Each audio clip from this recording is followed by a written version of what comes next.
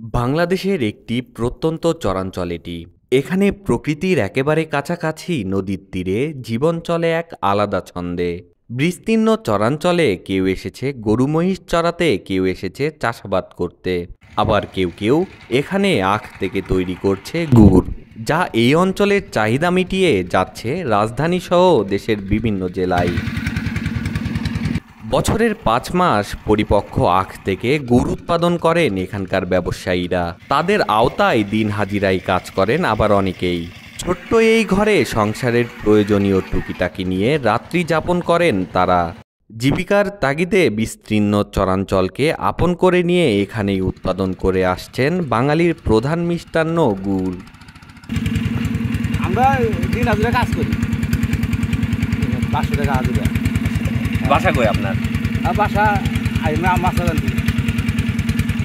কতদিন এই পেশায় থাকেন আপনি? আমরা তো 4 মাস ধরে আছি এবারে, আর সপ্তাহে লাগবে। প্রথমে জমি থেকে টাটকা আখ বা কুষার সংগ্রহ করে নিয়ে আসেন এখানে। মেশিনের মাধ্যমে আখ থেকে সংগ্রহ করা হয় রস। স্যালো মেশিনের ইঞ্জিন চালিত এ মেশিনটি আখ পিষে সম্পূর্ণ রস গড়িয়ে নিয়ে যায় নির্দিষ্ট পাত্রে। সেখান থেকে বিশাল আকৃতির মাটির চুলায় রাখা পাত্রে ছেঁকে ঢালা হয় রস। দেখতে কালো হলেও পরিশ্রম ও দীর্ঘক্ষণ আগুনের তাপে ময়লা বেরিয়ে আসে রস থেকে। মজা কুশাল কাটছি সকালবেলা, কেটে বেসে বোঝা বসি, বোঝাবা কুশাল ভাঙাছি, ছোটা হাইড্রোস যে গুড় তৈরি হচ্ছে।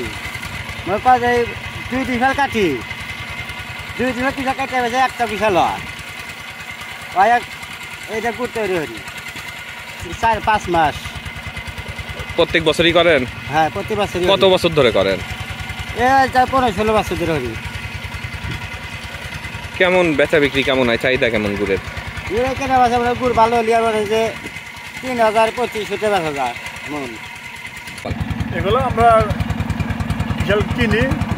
কিনে আই না, আমরা কামলা দেয় না, এগুলো নিজে হাতে আমরা ভাঙ্গাই এগুলো আমরা বাজারে নিয়ে গুড় বিক্রি করি।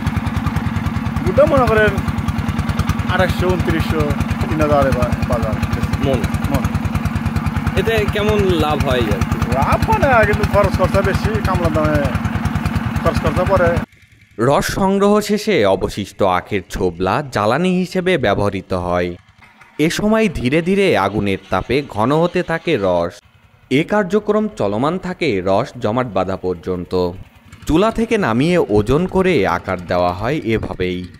এখানে প্রতি বছর গড়ে প্রায় 1500 থেকে 1800 মণ গুড় উৎপাদন করেন প্রতিটি ব্যবসায়ীরা, যার বাজার মূল্য দাঁড়ায় প্রায় 1/2 কোটি টাকা।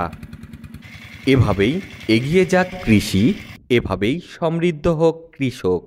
কৃষি সমৃদ্ধির সাথে থাকবেন এবং লাইক, কমেন্ট, শেয়ার করে উৎসাহিত করবেন।